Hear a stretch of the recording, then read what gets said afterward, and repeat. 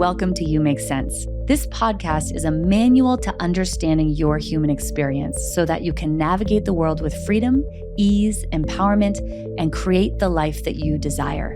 Remember, you make sense, all parts, always. Shame is something that we all experience to some degree in our lives. So today we're going to talk about what shame is all about and how we can actually remediate that so we can free ourselves from it. The first thing that I want to name is there's actually two different categories of shame. One that I'll call healthy shame and the other that we'll call internalized unhealthy shame. Healthy shame is actually something we want to experience throughout our lives and certainly in our development when we're young. So think about when a baby's little, I'll give a couple examples, and they're breastfeeding.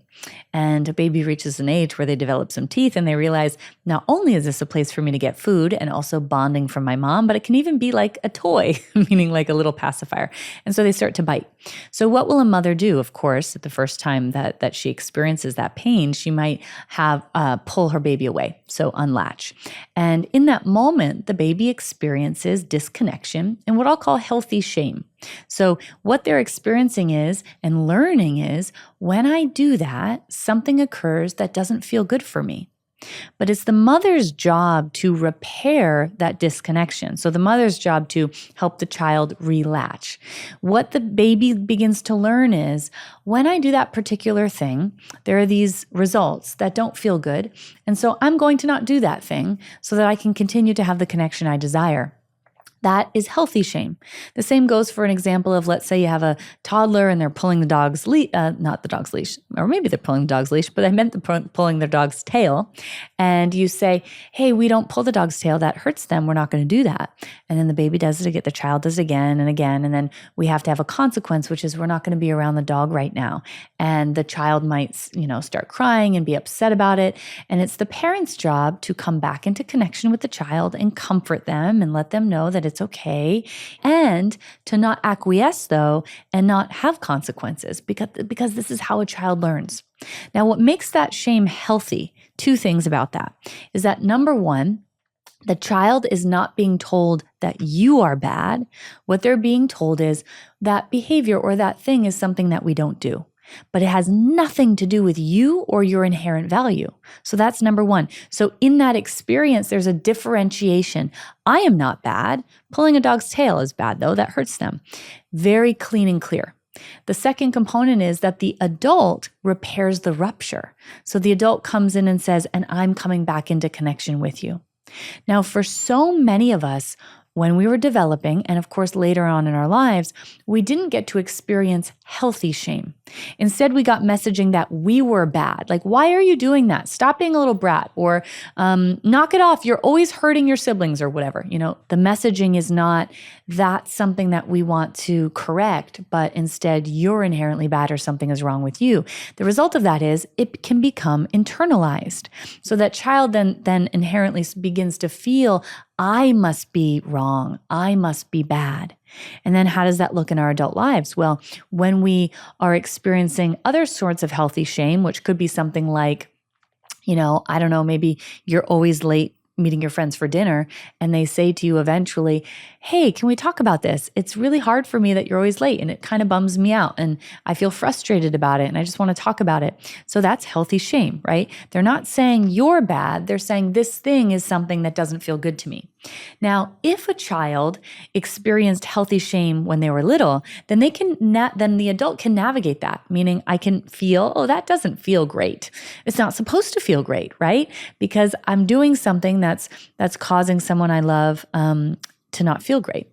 And then I can look at the behavior and say, oh, I wonder what that's all about and how can I work on changing that? But no part of me is feeling like my inherent beingness is bad. And that's the result of not having shame be internalized. And that's what was supposed to happen for all of us. But for many of us, that wasn't the case. And instead, we experienced something that I'm calling unhealthy shame, or the internalization of what happened. And so there are varying degrees to this, by the way. What I just mentioned there, our experience of internalized shame, where we got the message that we're bad because we didn't get straight A's, or we're bad because we didn't behave in a particular way. And so all of that sends us the message of me not being enough. There's something wrong with me. I am not valuable, and so on and so forth. There are other ways that we develop this unhealthy shame. And again, the most important thing to understand is that it's the internalization of what happened. So the internalization of what was done to us or what was said to us, or perhaps what wasn't said at all. So like neglect, the internalization of that.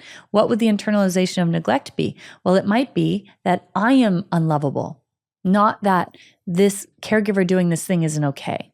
So I make meaning of it that it has to do with me rather than the thing that is done to me is the thing that isn't okay. And I think of this like a dirty sweater analogy. One point in my journey, a really kind therapist used this, and I find it so helpful. Because I had a lot of shame in my life, so much internalization of what happened to me.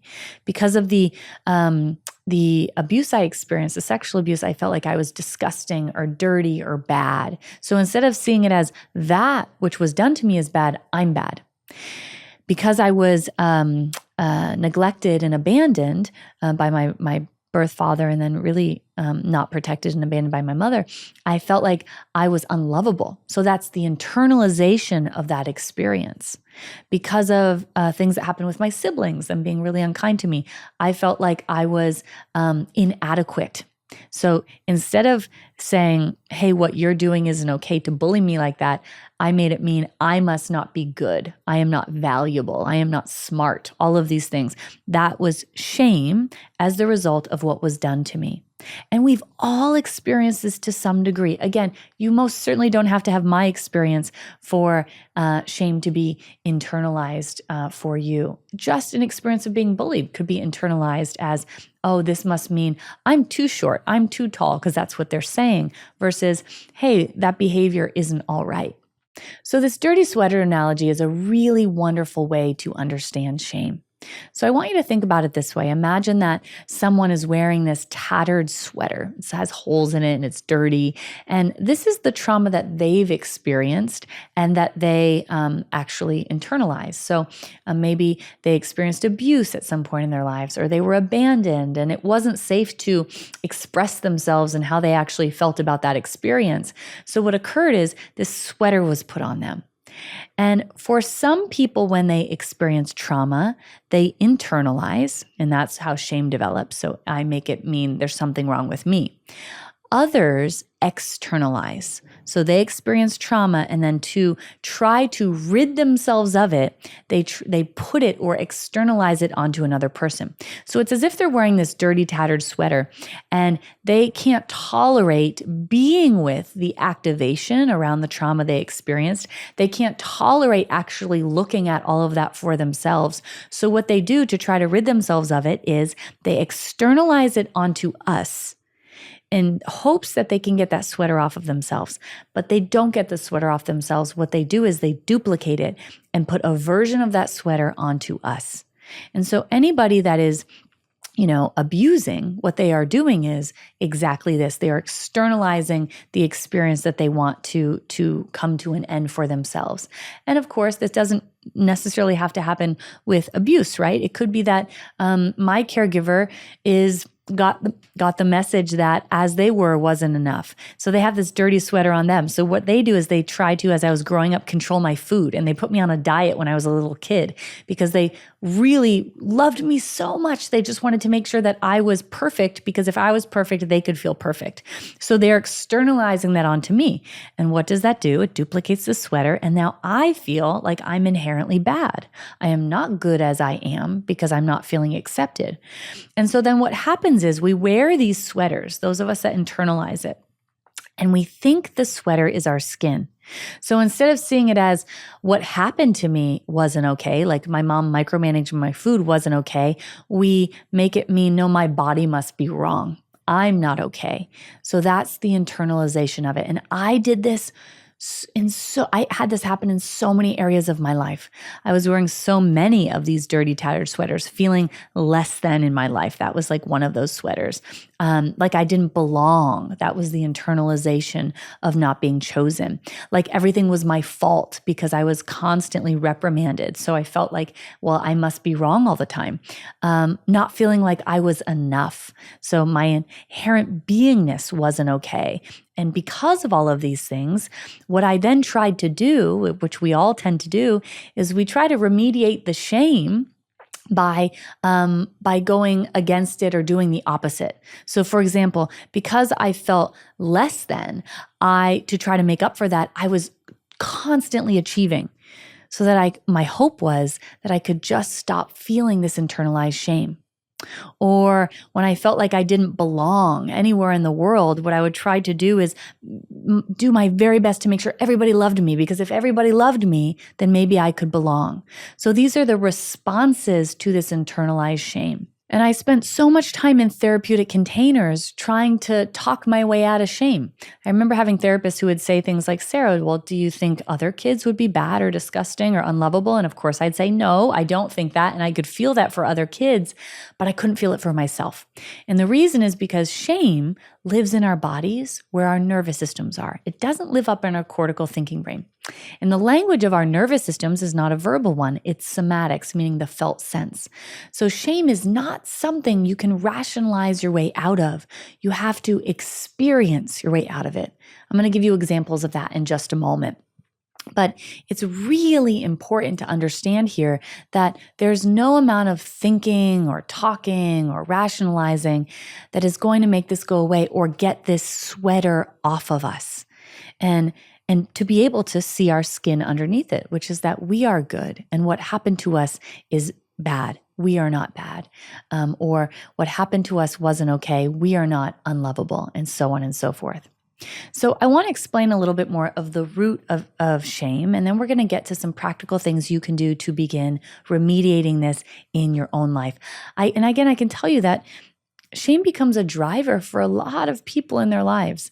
A lot of people are overachieving because underneath that is a deep feeling of inadequacy or shame. A lot of people are trying to contort themselves into being what they think other people want them to be because they feel so inherently unlovable. All of these things are rooted in this deep sense of shame, and so much of this begins with trauma.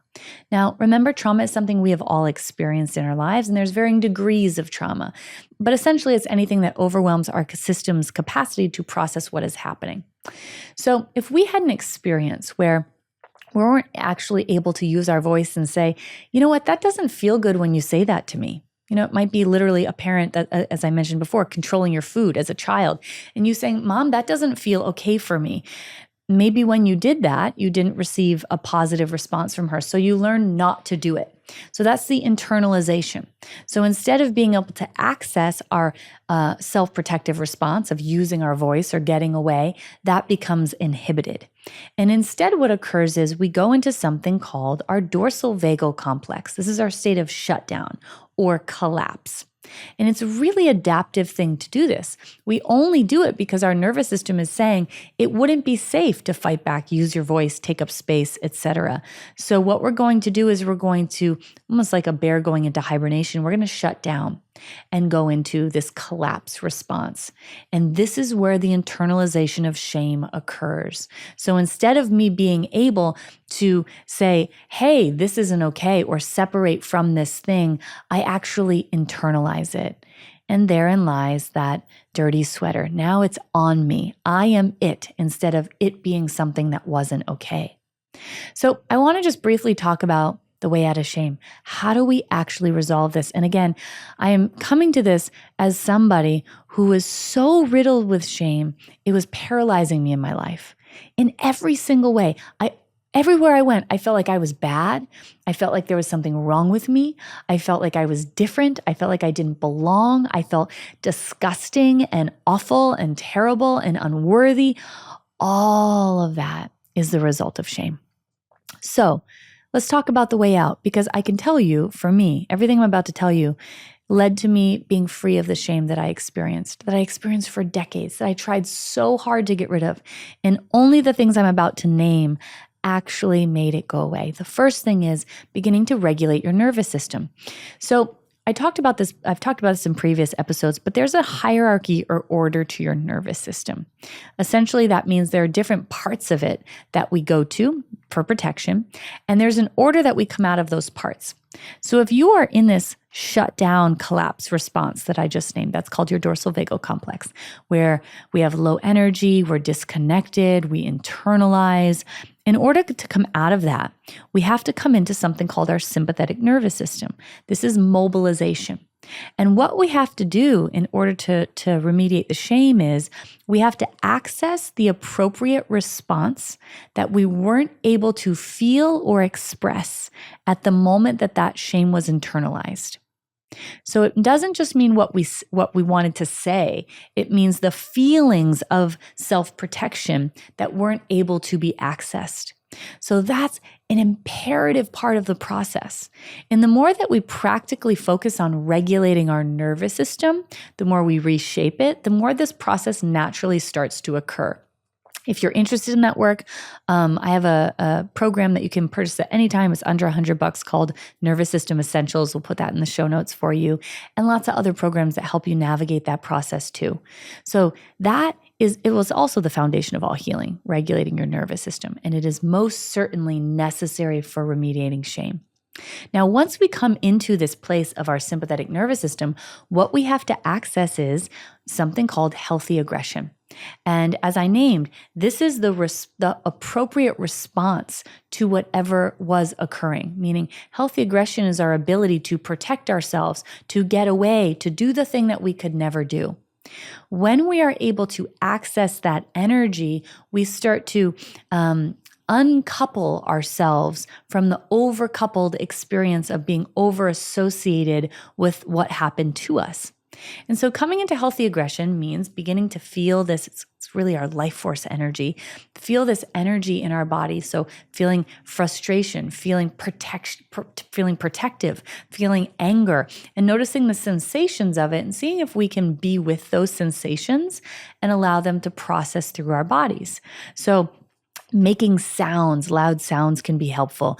Moving things can be helpful. Squeezing something, even you might not have a space to do this, but taking some old plates or something like that and holding them over your head and then throwing them down. Obviously do that very safely and let the energy leave your body. Other simple ways to do it is see if you can grab even a twig and feel the energy in your body. And then we want to break the twig as much as we can with the energy that we are feeling. That all helps the healthy aggression to discharge or leave our bodies. So first can I build my capacity to be with that energy? And then what we want to do is build our capacity to be with the appropriate response to what happened, to whatever it is that happened to us. And so it might be feeling that anger towards our caregiver that didn't meet our need or projected their own trauma onto us or wasn't there for us, or anger about the fact that maybe we were bullied in school or that we were abused or neglected. So the more that we can feel into that appropriate response, what occurs is our psyche actually then marks that as complete, meaning I have successfully separated from this. I am no longer the bad thing. That bad thing is separate from me. And then we can actually feel in our bodies what the truth of who we are, which is good and whole and worthy and enough. This work is really, really powerful. I'll never forget the moment where I went back to some, pretty intense healthy aggression around the sexual abuse I experienced. And when I was actually able to feel that healthy aggression fully in my body and process it through to protect myself, and this is something we can do in somatic therapeutic containers, it was released. And I truly mean this. From that moment on, I didn't feel the shame anymore that I felt before. The ugly sweater was gone. This is literally us taking it off and giving it back and saying, this was never mine to have. And it truly, truly frees us. So again, you don't have to have a history like mine. You may have had an experience like I named, where your caregivers projected onto you perfection. So unless you were perfect, you got the message that as you are wasn't inherently good. So then there's shame around that. I am inherently not good. And so the more that we can access the appropriate anger and healthy aggression, the more that we can actually free ourselves from it. And I want to name, especially for people who had, wonderful, loving caregivers, this is not unkind work to do. This is also not negating all the wonderful things that they did. In fact, in working with so many people and doing this, it actually is what allows them to then be closer to their caregivers, because now there isn't this barrier that perhaps maybe is there that comes out as resentment and agitation and frustration, which is really this underlying unmet need of this unresolved shame. And then the last thing I just want to name is shame feeds on silence. That's the whole thing about collapse. It feeds on silence. So the more that we can bravely name these things and say it out loud and normalize it. So many of us struggle with these things. We can see our commonality and our humanity. And just that naming helps us come out of that collapse response and into this place of mobilization. So that in and of itself is healing in motion. And of course, we want to do that with a safe other. So whomever feels safe with you, might I be able to lean into sharing a little bit more about some of the things that I have internalized too. And all of this is what gains freedom for us from the shame we may have been carrying for many, many, many decades. We all need support on our healing journeys. So if you think I might be the right practitioner for you, I'd invite you to get on the waitlist for one of my upcoming programs. All waitlisters get access to limited time reduced pricing before the course or program opens. Link in the show notes to learn more. All right, we have 4 really wonderful questions today around shame, so I'm excited to get to the first one now. Hi, Sarah. I wanted to ask a question. I'm really looking forward to your podcast. I was raised by a narcissistic mother who often shamed and critiqued and criticized me. And I am trying to grow and access my creativity. I've done a lot of healing in other areas of my life, and I have benefited greatly from that. But I just feel like the creative parts of me aren't coming back. So I guess my question is, how do I access the creativity and those parts of me that feel that they were shamed, and how do I bring them back out? Thank you. That's such a wonderful question. So first of all, I want to name, we are all creative beings. So if you're thinking like, well, I'm not a creative professional, every single one of us is creative in some capacity. And being in our creativity is essentially being in our essence.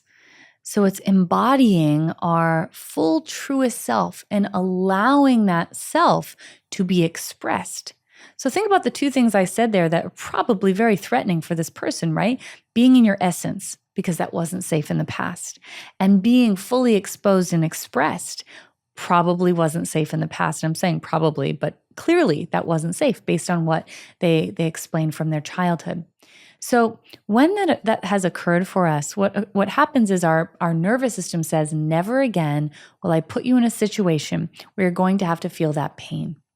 And so what must occur is that we begin showing, not telling, our nervous system that the thing that was once dangerous is actually safe. It feels paradoxical because your nervous system is going to consistently say, I don't think so, based in the past, because of the past.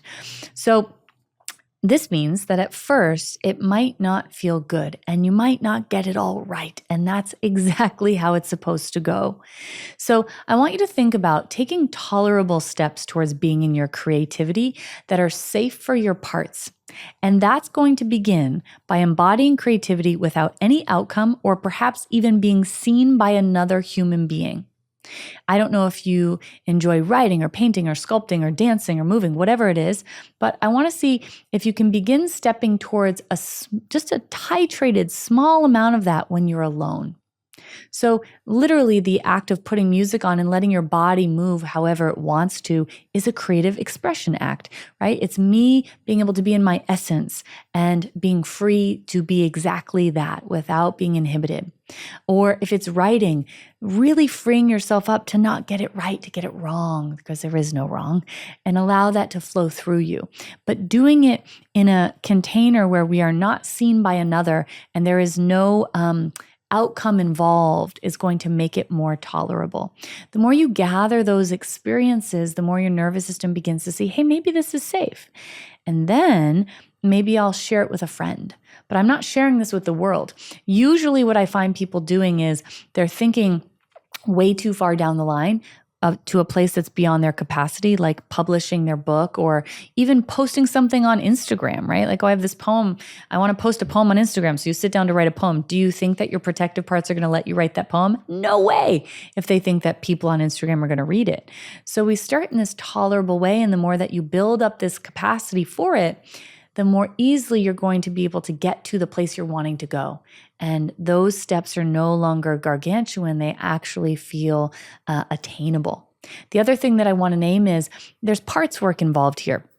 So we have to come to the aid of these parts that are feeling terrified.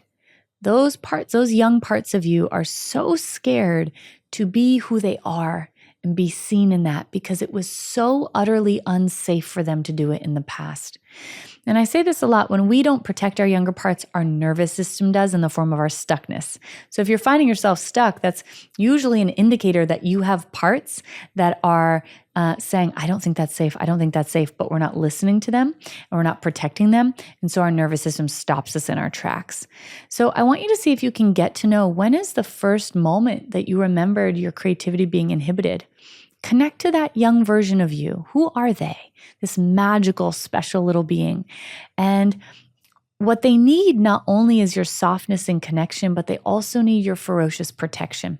So I really want you to think about, I don't know, maybe they're 4 years old, that part of you. Think about a 4-year-old who was not safe to play, who was not safe to create. And how does that make you feel? And likely it'll make you feel two things: deeply sad and also very protective. And both of those are necessary to feel into for that younger part. The more that you do that, the more the part sees that they are safe, and then our nervous system doesn't have to continue to protect us. And lastly, I also want you to think about this little you, all the creativity and play that they were robbed of. How might you be able to begin playing with them? So these parts aren't made up. They are truly our versions of us. So imagining, if I had a 4-year-old, how would I play with them? And can I actually invite that into my life? And all three of these things are really going to open up creative expression for you. So let's get to the second question we have today. Hey, Sarah, I'm currently in your Navigating Your Nervous System course and loving it. I do find that I'm struggling still with panic attacks. This seems to be the thing that I've been kind of chasing in therapy, and in my active addiction, I was working through this quite a bit, and in sobriety, obviously. Shame is a huge part of this. As I work with an IFS-led therapist, we're consistently working on shame. When I have panic attacks, it gets worse because I'm shame-filled, and we've gone to the root. I seem to just continue after almost 2.5 years of therapy around this. I'm still stuck, still experiencing them, and I would love to hear about shame when it comes to this, and maybe how that can be healed and worked through to have more freedom in this area of life. So I'm so interested to hear this question answered. So a lot of us shame ourselves for the responses that we are having. Like, we shame ourselves for our anxiety. We shame ourselves for our panic. We shame ourselves for our depression. And so I want to just normalize that for you because it's so incredibly common. The thing that I want us to get curious about is, or actually the first thing before we get curious, first thing that I want to say is, so when we're having a panic attack, all that's happening is you are going into a heightened state in your sympathetic nervous system. So that's our state of fight or flight or mobilization. And it's a clue that your nervous system is saying, oh my goodness, this threat is so dangerous that I don't think I can fight it, or I don't think I can flee it anymore. And we go into this I would call it like a 10 out of 10 sympathetic place. that is not happening because anything is wrong with you. That is happening. And the reason you're accessing this is because there is likely a time in your life where you experienced something that was so overwhelming to your nervous system. This was the autonomic response that you experienced. And when we, brilliantly find ways to cope, like addiction, like alcohol, drugs, food, exercise, working, whatever, those things to cope are help to cover up that activation. So it covered up all of that high sympathetic charge for you really beautifully. And I actually want you to see what's true here.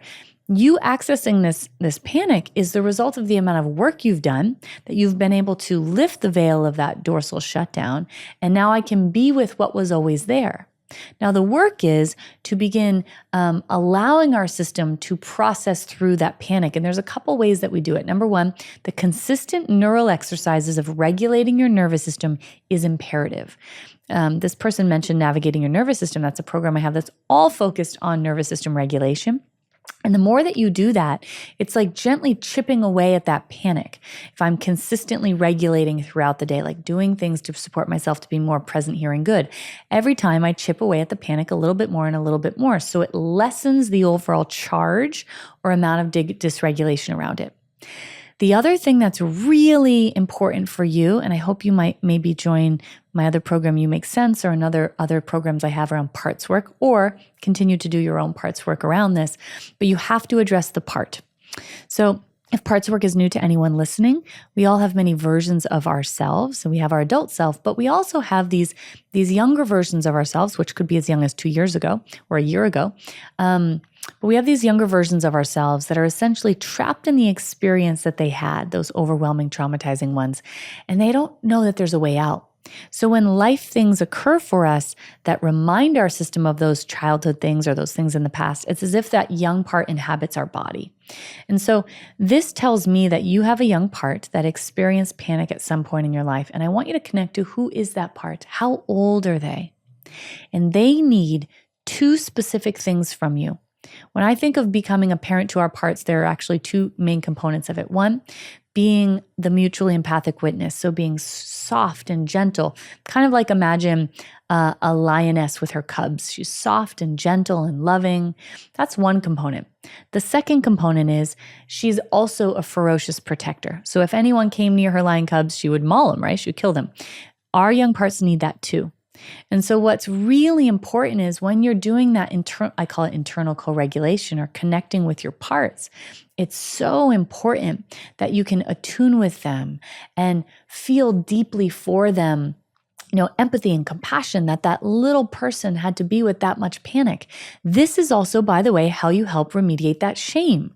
Because when you are too immersed with your young parts, you think they're you. And what we do is we then shame ourselves. We think we're just shaming ourselves, or you're really shaming a little part of you. And when we can differentiate it from our parts and see, I am not them, it is so much easier to remediate that shame, because, you'd never talk to a child that way, right? And say, what's wrong with you? Why are you being this way? Like we do to ourselves. So the more I can differentiate from my parts, the easier then it is for that shame to begin dissolving. And then we want to turn towards them with loving kindness and hold space for them. So our parts don't need us to change them. They need us to listen and provide safety. That's really it. Listen and provide safety. And by the way, this is also the imperative nature of working on regulating your nervous system, because the more that you are in your adult self, the more able you're going to be to comfort those young parts. Really, really important. And then to ferociously protect them. So the more that you do this, the more that they get what they never got, the more that panic can begin to discharge forever. And also the remediation of that shame. So let's get to the third question. Hi, Sarah. This is Nicole.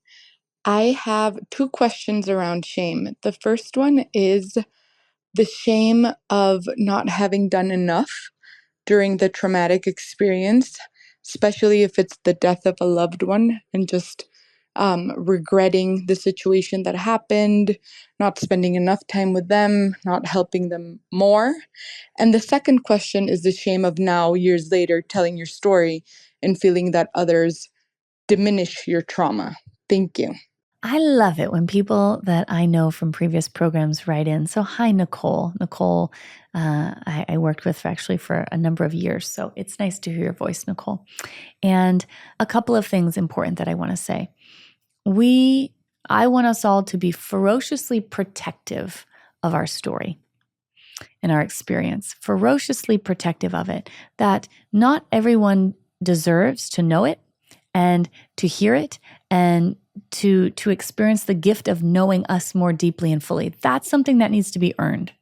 And so it's very important that we're really discerning about who we're sharing with. And if we find that when we do, someone diminishes it or even gaslights us out of it, that is not a safe person to continue to share with. If you are sharing with a safe person, like your partner, let's say, who just, they don't understand your experience because they weren't in it, what's important is to begin by before you even start sharing, asking for the need up front, meaning what I really need is, after I share this, for you to validate everything that I said and how hard it is and how challenging it was and how painful it was and that it makes sense that I feel this way. I really need that from you. And being clear on what will feel supportive for me that I receive back from them, that can be really helpful. Now, around the shame of feeling like I didn't do enough, like when I think you're talking about when your mom passed away, I didn't do enough. And, I didn't show up enough, or all the ways that we beat ourselves up. What can be most helpful is to do two things. Number one, to look at this through the lens of the nervous system. So if you are in a survival response of, let's say, you're shut down in dorsal, it is not physiologically possible for you to mobilize and do. So you can't. You literally can't. That part of your nervous system is 500 million years old. You couldn't have done more. Or if you were in your state of freeze, that's tonic immobility. So think deer in headlights. And we have this experience of like, I have to, but I can't. I have to, but I can't. And I feel frozen. You cannot just will your way out of that. So you couldn't have done more. Or if you were in your sympathetic nervous system feeling panicked all the time and unable to actually, spend more time present with them, you couldn't have done more. So when we look at the neuroscience behind all of this, it can really support to help remediate some of that shame, because we literally couldn't. And I know you personally and know that wasn't possible for you either. And then the second thing that I want to share is it's so important to greet those parts, that younger part, who for you, I think that part was, a young teen, to support that part. And by the way, I know I do happen to know this person quite well. I think, could you imagine if I got that wrong? I'm pretty sure from hearing their voice that I know them, who they are. But anyway, this relates to all of us. So if you, kind of like I said in the last answer, if you are able to see who is that part that couldn't do more, who are they?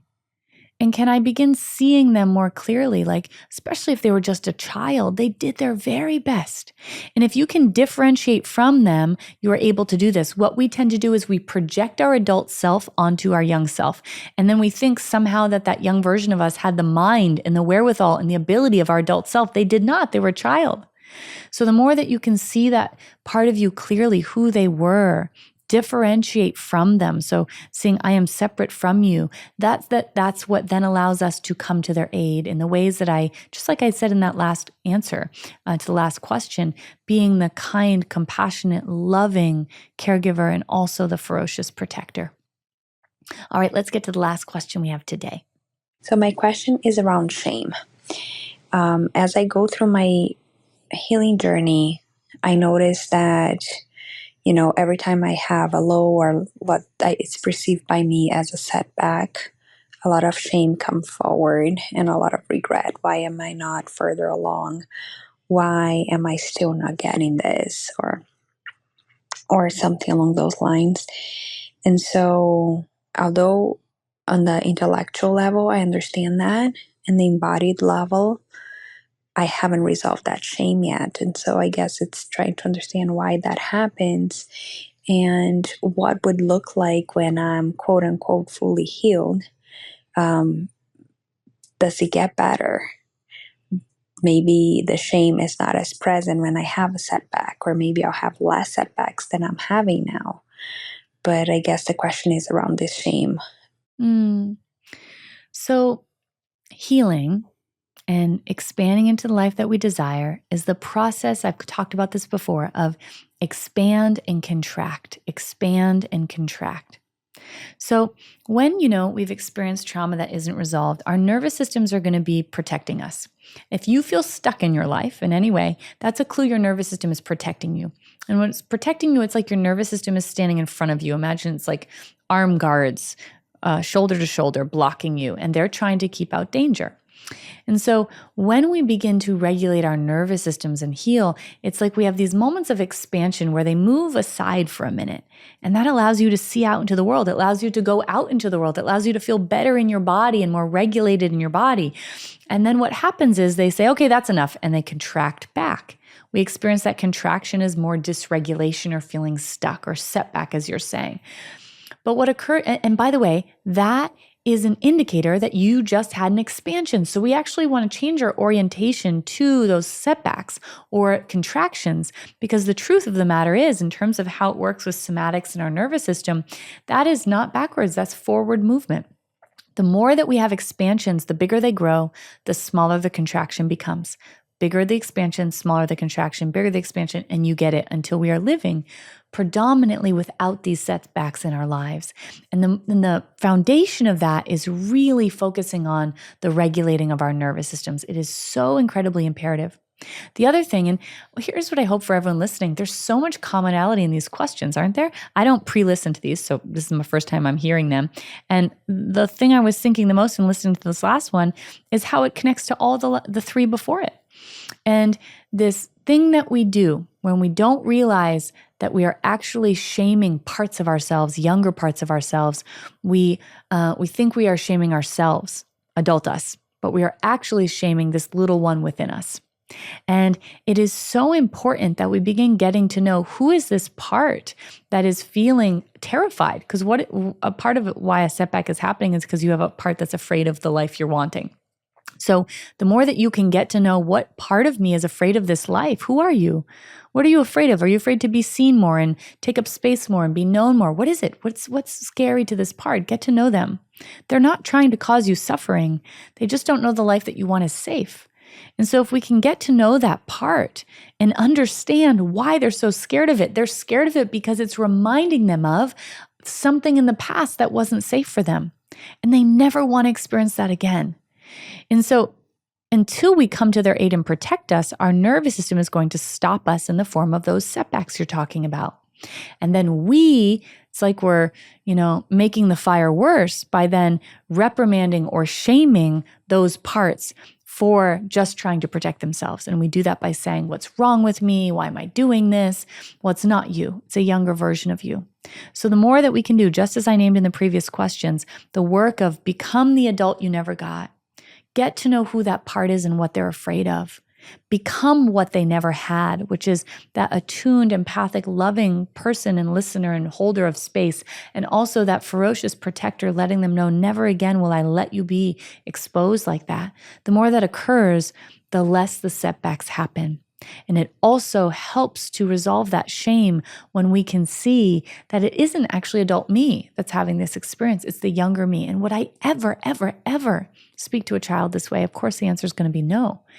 And that can help to really begin resolving it. So all three of those things are the things I want you to focus on. And I can assure you that when we do this work, life opens up for us. It's not, I know you asked that question, like, how long does it take, or will it be like this forever? It won't. I was there. I could have asked the same question, and I can tell you for myself, it's this work that, not just in this episode, this whole podcast, the work we're doing here is the work that changed my life, and it's work that's backed by research, and it's work that I've spent a decade getting trained in. And the whole reason I created this is so that I could give it to you, so you can have it and begin changing your life too.